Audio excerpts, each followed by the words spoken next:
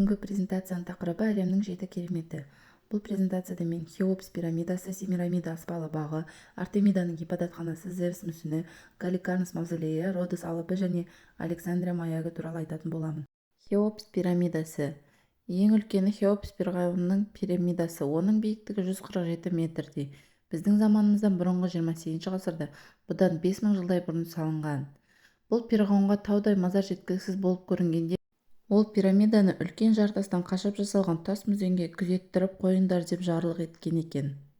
Әлемнің ендігі бір кереметі Семирамиданың аспалы бағы. Ол ежелгі шығыстың ең үлкен әрі дәулетті қаласы Вавилонда болған.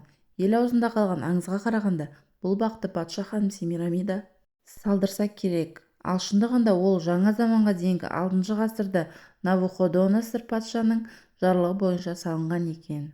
Артемиданың ғибадатханасы. Грек әйел пірі Артемиданың Кіші Азияның Эфес қаласындағы ғибадатханасы әлемнің 3-ші кереметі деп есептелген. Ол кілең мәрмәр тастан 120 жыл бойы салынып, жаңа заманға дейінгі 550 жыл шамасында аяқтаған. Ғибадатхананы көз тартарлық әдемі салып, ішіндегі бағалы заттар мол болады. Биіктігі 14 метрлік Зевс мүсіні піл сүйегі, қара емен, асыл тастармен әшекейленген алтын тақта отырғызылған. Мүсіннің басы, иығы, екі қолы, кеудесі піл сүйегінен ойып жасалған. Карий патшалығының астанасы Галикарнаста 5-ші керемет Мавсол патшаның мавзолейі болған. Оны біздің заманымыздан бұрынғы 4-ші ғасырдың орта шенінде патшаның жесірі патша ханым Артемисия салдырған.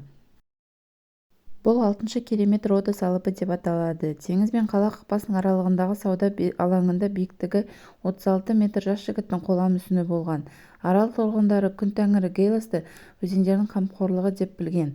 Сондықтан да мүсін басына тәж кигізілген. Александрия маягының биіктігі 120 метр болған. Оның үстінде жан-жағы ашық тас күркеде лапылдап от жанып тұрған, және де сол арқылы ол кемелерге жол көрсеткен.